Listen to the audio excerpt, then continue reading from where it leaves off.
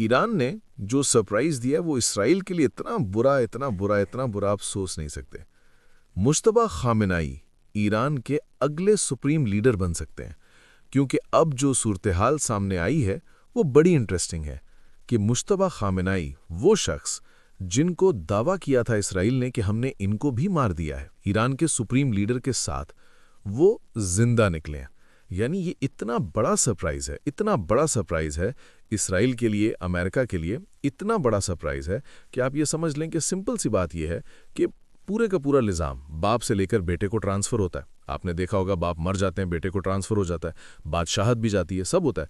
इस critical moment पर एक तो वो तमाम चीज़ें जो उनको पता है, उन्होंने अपने बाप की ज़ेर असर ली हैं, सब कुछ ली हैं। ईरान के जो इन टर्म इस वक्त सुप्रीम लीडर हैं, पहले अब जाहिर सी बात है ये हाई लेवल पर थे और इन्होंने बनना था, लेकिन जो ईरान ने कल से खबर ब्रेक कर दी है और आज से पूरी दुनिया में खलबली मच गई है कि जी ईरान के सुप्रीम लीडर अब ये बनने के लिए जा रहे हैं और इनको अब इसराइल ने टारगेट करना है। इसराइल ने कहा जो भी नया सुप्रीम लीडर होगा हम उसको टारगेट करेंगे। ये ईरान है, आप इसको सुप्रीम लीडर को टारगेट करें ना करें, इस वक्त तकरीबन कोई सुप्रीम लीडर नहीं है मां सिवाय इन टर्म के। तो आप देखें आप पर तबाही कितनी मच रही है।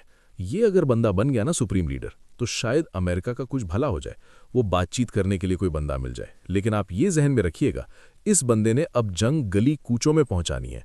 बड़े लो प्रोफाइल फिगर रहते हैं, ये मंजर आम पर नहीं आते, ना मीडिया पर आते हैं, ना बाप के साथ रहते हैं, कोई ऐसी सूरत हाल नहीं।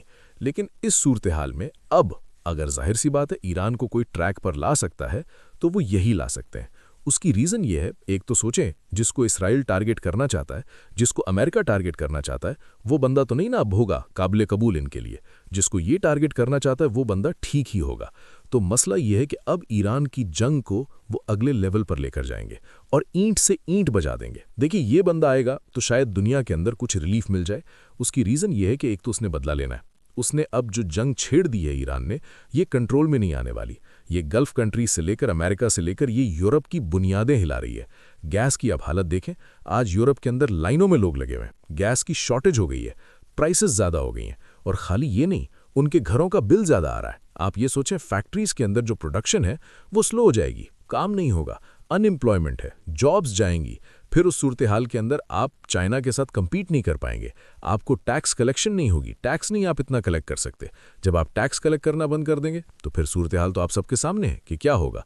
फिर जाहिर सी बात है बहरान है और फिर आप IMF के पास, और आहिस्ता आहिस्ता ये सूरत हाल हुई सिर्फ एक गैस की वजह से, क्योंकि यूरोप के पास गैस नहीं है और रशिया से आप गैस लेंगे तो आपको उनकी टर्म्स एंड कंडीशंस पे रहना पड़ेगा।